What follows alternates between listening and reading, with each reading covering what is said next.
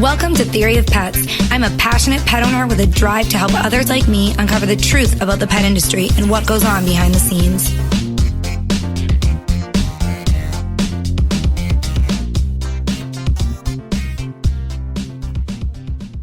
We all know that our pets need certain vaccinations, but which ones are necessities and which ones are just suggestions? Today, I am focusing on that topic. It's a question that I'm often asked. It's a question that I myself asked many years ago and have since done a lot of research on. This is a research topic that is being focused on in the veterinary field right now, and it's something that I follow very closely. It's something that's very interesting to me, and I like to see the new research that is constantly coming out on this topic. Today, I spoke with Roxanne Hawn. She is the author of the award-winning dog blog Champion of My Heart. There is a link to her blog just below this podcast if you want to check that out. She actually documented the struggles that she had. Her pet had a bad reaction to a vaccination, and she documents that in the blog. It focuses on a ton of other topics. She reviews some products. It's really just an all-around great dog blog. Obviously, that's why it's won multiple awards. So today she's going to speak about vaccinations. She'll tell you about her background in the pet industry and the veterinary field, and we'll discuss the vaccinations that are required, that your dog has to have, others that are just suggestions, and how you can choose the right vaccinations for your pet. My name is Roxanne Hawn, and I am the founder and primary author of an award-winning site called Champion of My Heart, which initially chronicled what I jokingly call the original canine heroine of my life. And over time, it morphed because of something very drastic that happened in her health, where she had a very rare but very severe rabies vaccine reaction. I had to write about it, right? I couldn't not write about it because people would wonder what the heck happened to her when you've been writing for years about your dog.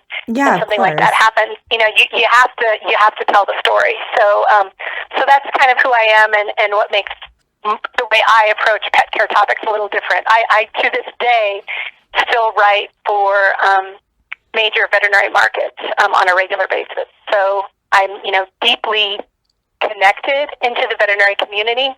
And so I come at it from a slightly different perspective than other pet influencers. So for everybody listening out there, there is a link to Roxanne's blog underneath this podcast. Just scroll down and you'll see the link right there. And I would highly encourage people to do that. There's some great information on there, not just about vaccinations. That's kind of our focus today, but there's tons of great stuff on there.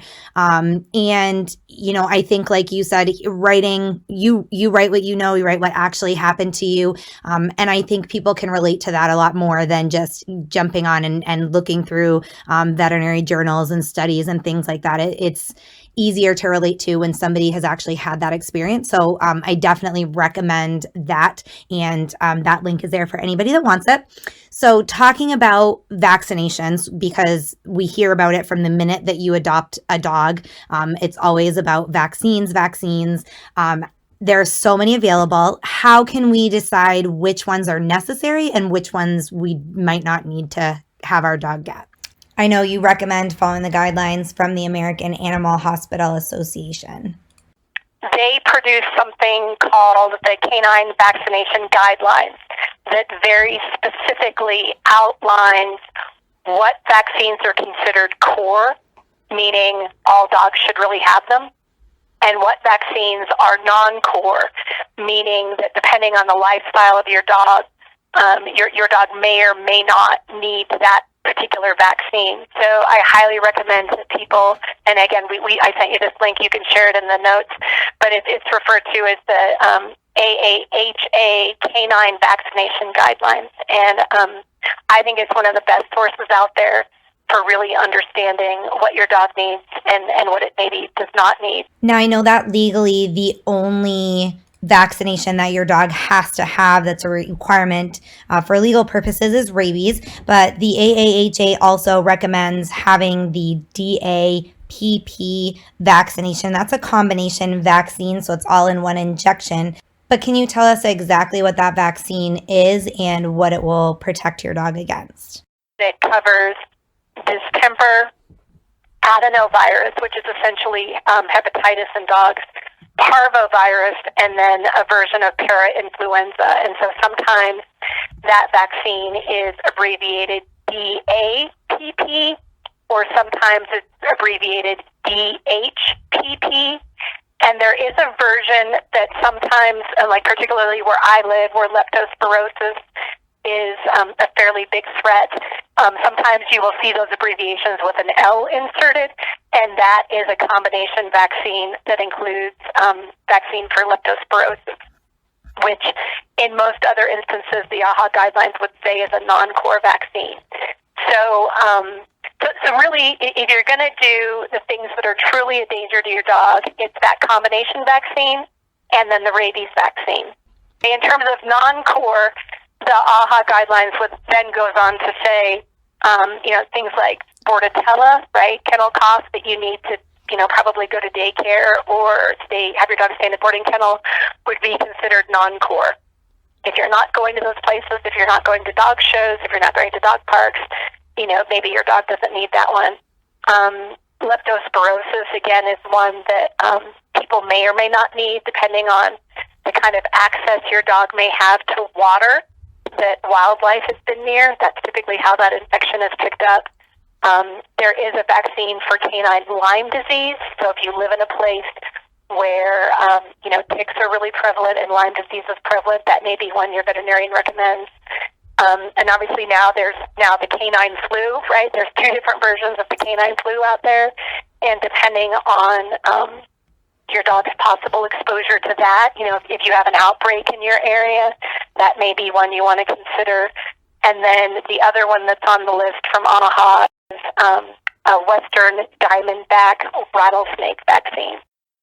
And just to make it clear, you did briefly touch on it, but really the best thing that our listeners can do if they're questioning what vaccines are right for their pet is to go and have a conversation with their veterinarian. For example, we live in Maine, so the rattlesnake vaccine obviously isn't going to be necessary for our pets because we don't have rattlesnakes here, but Lyme disease is very, very common here. Ticks are very prevalent, so quite often veterinarians in this area will recommend that vaccine for their patients. So, going in, having a really honest conversation with your vet and just asking what would be best for your pet is the best way to figure out which vaccines you should be giving and which vaccines might not be necessary for your pet. And of course, doing research on your own as well, which we'll talk about in just a minute.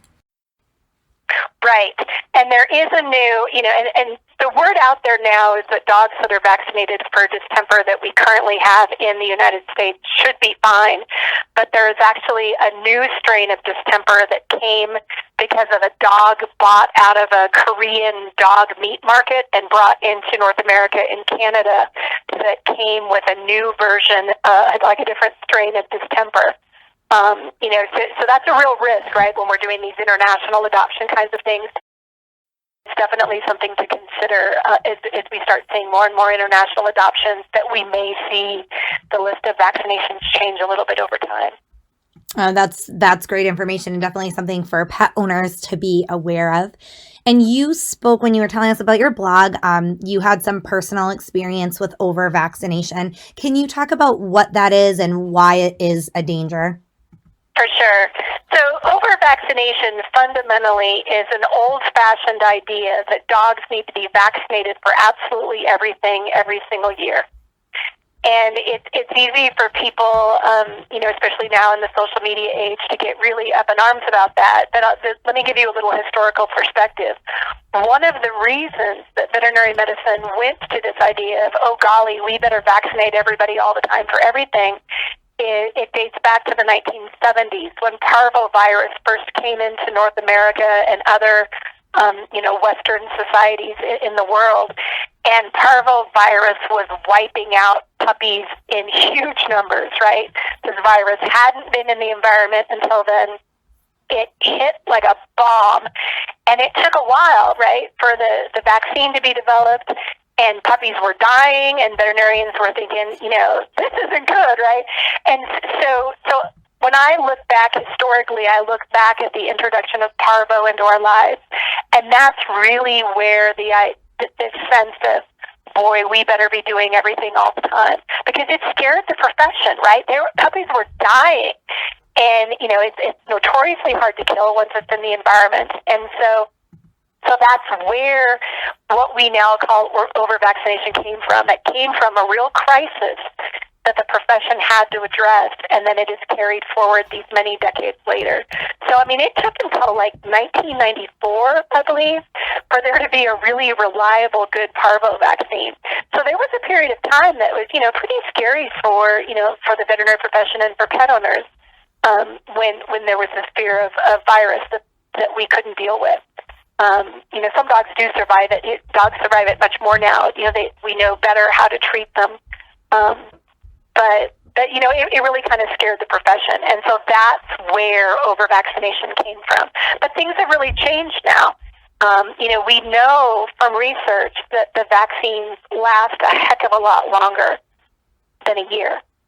We know that there's data that tells us that these vaccines last longer. And so, so I really want people to understand that there is a difference between being anti-vaccination completely, which everybody likes to lump together as one unit, and people like me who are more concerned with over-vaccination. There was a Time magazine article recently, you may have seen it, talking about anti-vaxxers and how it's getting into the dog world and what a danger that is. And it wasn't until like the 17th, 18th, 19th paragraphs in this very long story where they started talking about how you could use titer testing for some vaccines. And so it's frustrating because they lump people who are concerned with over-vaccination with people who would not vaccinate at all. And so what I will tell you is I am not one of those people. I know people who don't vaccinate their puppies at all, and never in a million years would I do that. And it is an important stipulation, and it is something that I'm glad that you brought that up. This is in no way, meant to be persuading people not to vaccinate their dogs, but just to, do the research, read the research, talk to your veterinarian, and make the best choices for your dogs, which is, we are in this crazy time where vaccines have become this huge hot topic in children and in pets. So, it's something that you really need to make sure that you educate yourself about. Absolutely. And the one thing I will want to point out very specifically about rabies, but it's true for the combo vaccine as well, you will hear people talk about, well, do you want to do a 1-year vaccine or do you want to do a 3-year vaccine? They're in most states now allow you to vaccinate for rabies only every 3 years, except for, obviously when they're puppies, they get vaccinated when they're like 4 months old or so, and then you boost that again a year later.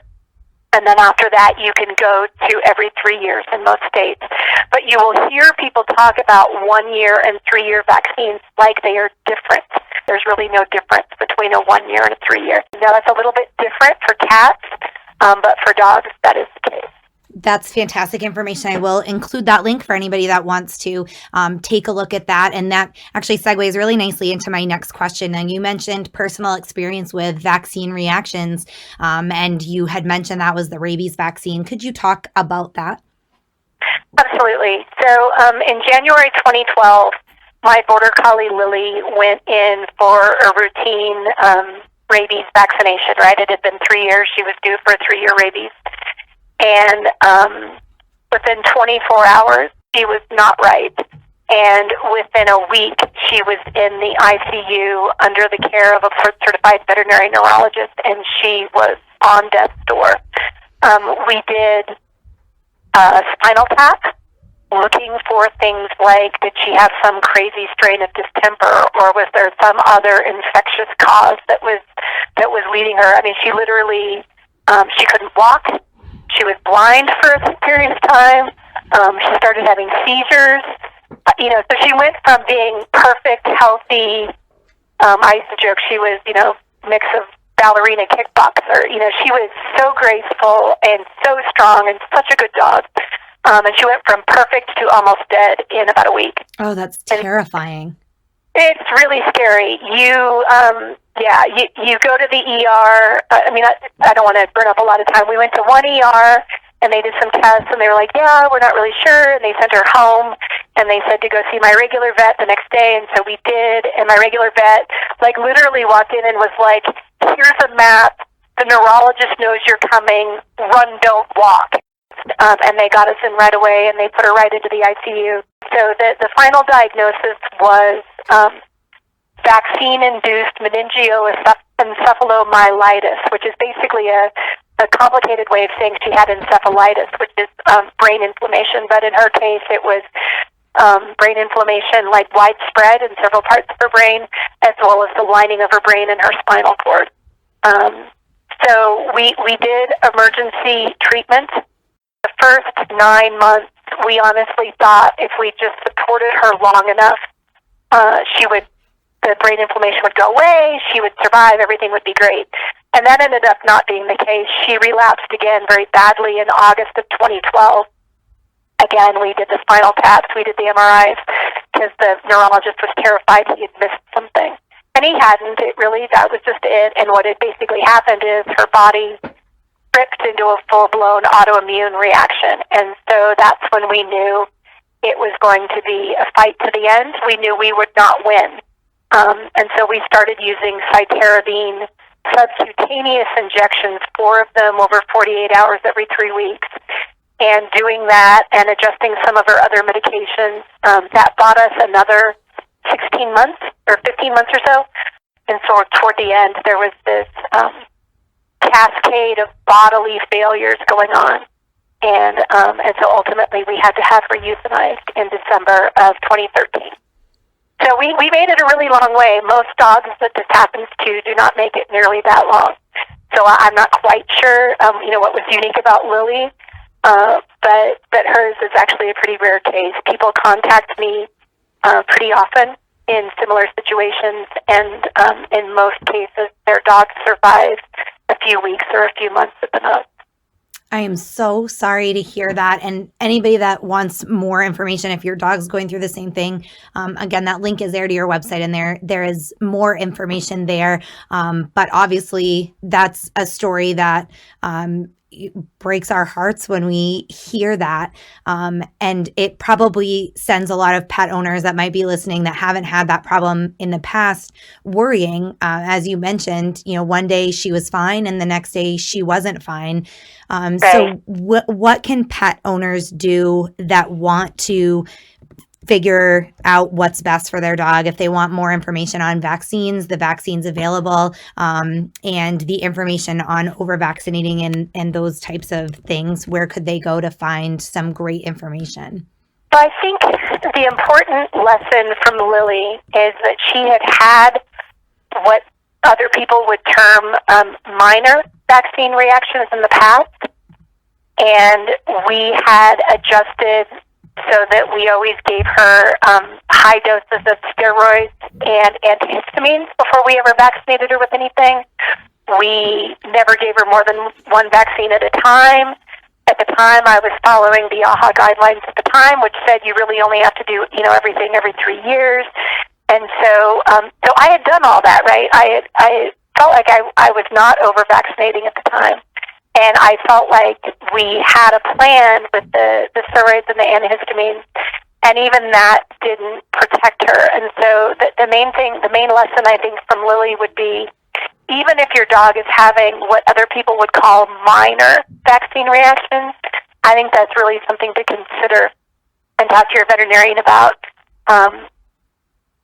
because it could be worse. And I write about veterinary medicine for a living, and I didn't know something like this could happen. So I would say take every reaction, even if it's swelling at the injection site, even if it's a couple of days of, them maybe not being themselves. I would say take that very, very seriously as you go forward and make your vaccination decisions with your veterinarian. And I will tell you, my current dogs are fully vaccinated, right? On the day that they got their rabies vaccine, I had to take a Xanax.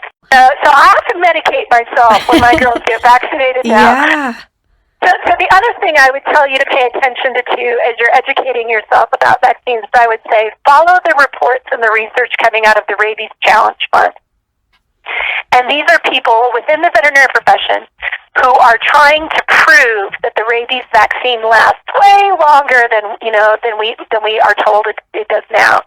And the markers that we're looking at are, maybe it could be 5 years. What if we could push rabies out and only have to do it every 5 years? The outside would be maybe 7 years, but I'm not sure we're ever going to see it get pushed out that far. But, pay attention to what the Rabies Challenge Fund is doing.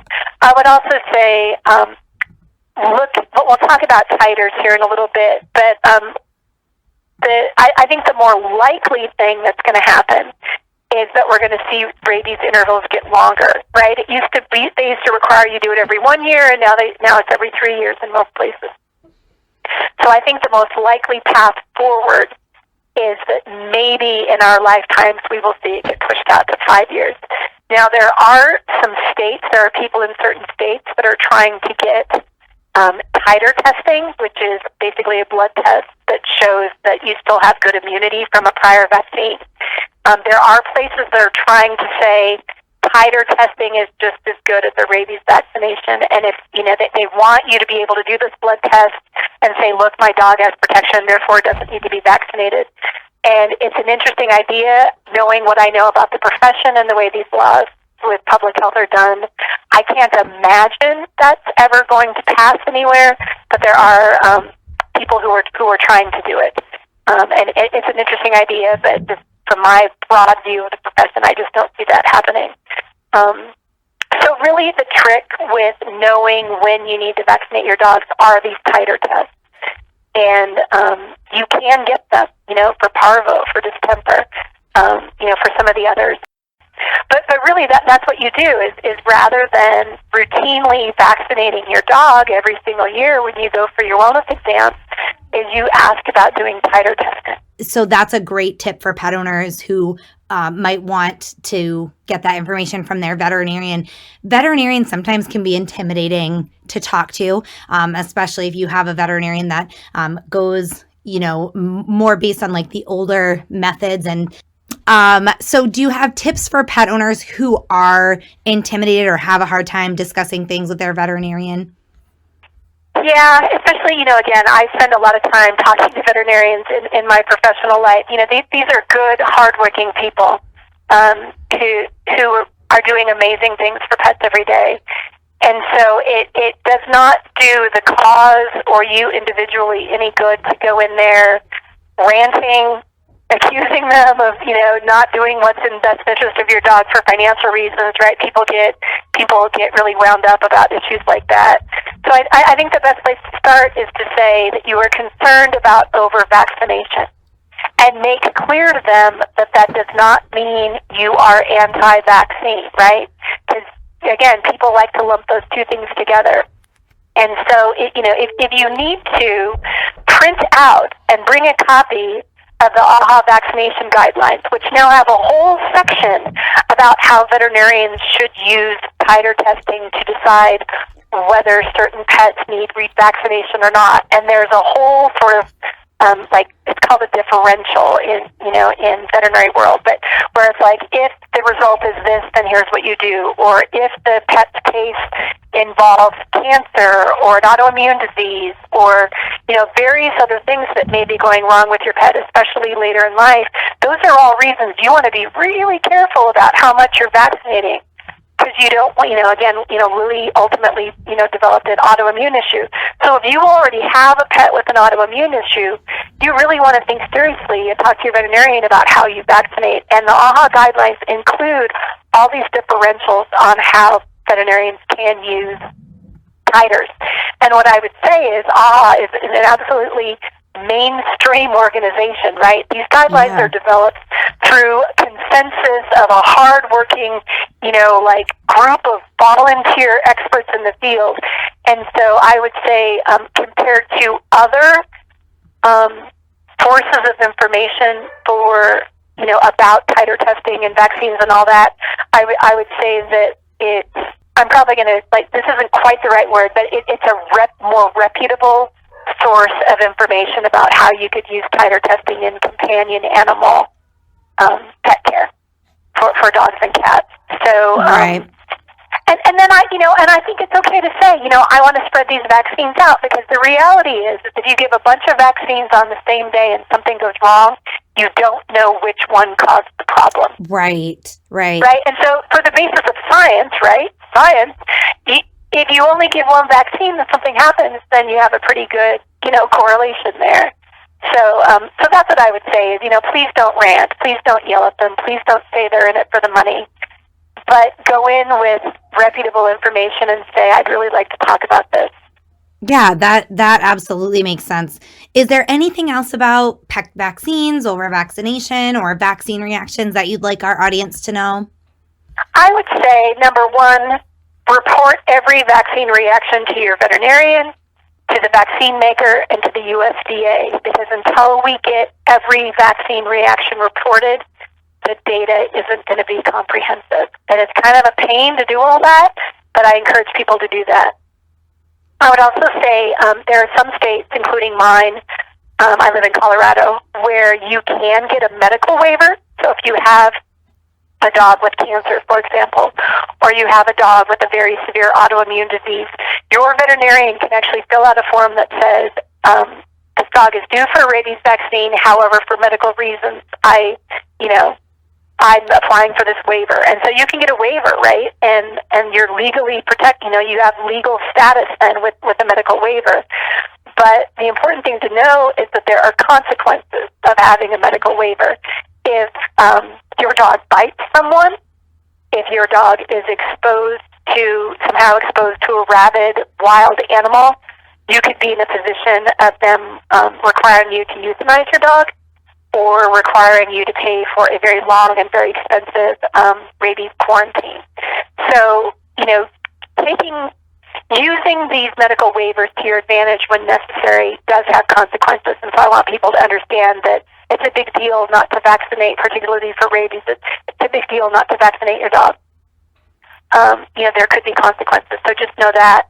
And then, let's see. I also want to say, if you are not vaccinating at all, or you're, using titers, doing different things, if you have pet insurance, I would almost guarantee you that if your dog gets a disease that could be prevented by a vaccine, and for some reason your dog gets it because of decisions you've made about vaccines, I'd almost guarantee your pet insurance is not going to cover the cost of that treatment. Oh, yes. So that's, pay attention to that too, because it could get expensive if, on the weird chance that something like that happens. The other thing to know is, until titer testing becomes more mainstream, and it may never happen, but titers are significantly more expensive than giving the vaccine. Like, in most cases, several hundreds of dollars. And so that's why people keep vaccinating, right? Is they're like, well, I could get all my vaccines for $75, or I could spend $300 or $400 and get these titer tests. And so one of the challenges of being a thought leader in a situation like this is it's going to be more expensive. But to me, I will spend those few $100s to avoid what happened to Lily. Right? $300 or $400 compared to $31,000. That was a pretty easy decision to me. And then the only other thing I would say is titer testing may also limit your ability to use doggy daycare or boarding kennels. Kennels, for legal reasons and for their own protection, tend to be very pro-vaccine. And you can find kennels that will accept titers for things like parvo and distemper. I doubt they would accept them for rabies, but you can find kennels that will accept titers as proof of coverage, proof of protection. But you could also use like an at-home pet sitter or something like that. Just for me personally, Right. I'm not going to over-vaccinate my dogs so that I can go on vacation. Right. Yep, I agree. Period. I'm not going to do it. And I called around, and some of the kennels, they said all sorts of baloney things to me about how, the flaws in titer testing and all this. And obviously these people don't know who they're talking to. So, I don't argue with them. I would call and they would be like, nope, we don't accept titer tests. And I'd be like, all right, and I would hang up. But I did, like here in Colorado, I found 2 very nice kennels that my friends also recommend that do accept like distemper and parvo titers in lieu of vaccination. So they can be found in certain communities, but you also might have to use like a pet sitter or a friend or something like that. Right. Which, like you said, I mean, at the end of the day, obviously it would be better to find somebody to watch your pet at home than to over vaccinate and have to deal with those issues, if you just want to go on vacation once a year or whatever. Right. Awesome. So I'm sure as shooting not going to over vaccinate my dog so that I can go lay on a beach somewhere. So.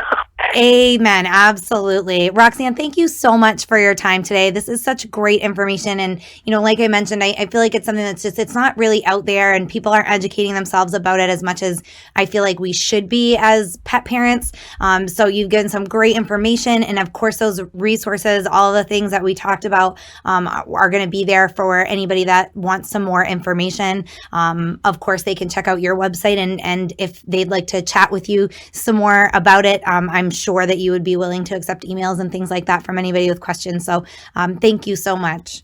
For sure. Thank you so much. And what I guess I'll just conclude with this, which is these kinds of reactions, like what happened to Lily, are very rare. People like to point that out, which is true. Statistically, it is true. But what I will tell you is when it happens to your dog, it doesn't feel rare. And it kind of messes you up for the rest of your life when you feel like you're doing the right thing and it kills your dog. It changes who you are.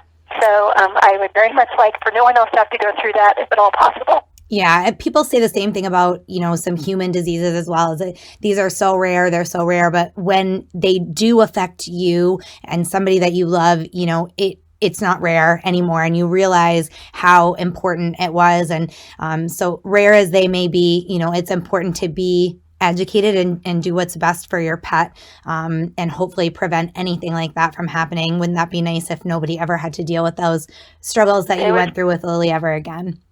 It would be really nice, and it's, people like to use the anti-vax term as like a slur, right? And for me, the flip side of that is the people who deny that vaccine injuries happen. They do happen. So let's not deny that they happen. They do happen. Dogs die. Bad things happen. And so to me, it's the equivalent of that of, let's not be dismissive of what I just went through. So a huge thank you to Roxanne for coming on and sharing her story with all of us and sharing the great information that she has cultivated over years of working in this industry and researching vaccines. And if you want to follow the research, all those great references that she mentioned, I have linked to all of those underneath this podcast, as well as to her award-winning blog. Again, tons of great information on there. It's not all vaccine related. So it's a great page to just check out, bookmark, and follow because she's always posting some great stuff. And again, thank you, Roxanne. We appreciate you being here and sharing all of your information with us. If you guys have any questions for me or for Roxanne, send them along on our website, theoryofpets.com. When you get on the website, you can also leave any questions that you have or any topics that you'd like me to cover. If you have a question, chances are there are other pet owners out there asking the same question and looking for answers. So I'd be happy to help you out with that. And if you could take a few minutes to just leave me a quick review, that always helps me when I can show experts like Roxanne and other professionals that I speak with that you guys are listening, you're out there, and you want to hear more. So thanks for tuning in. I'll be back with another hot topic very soon.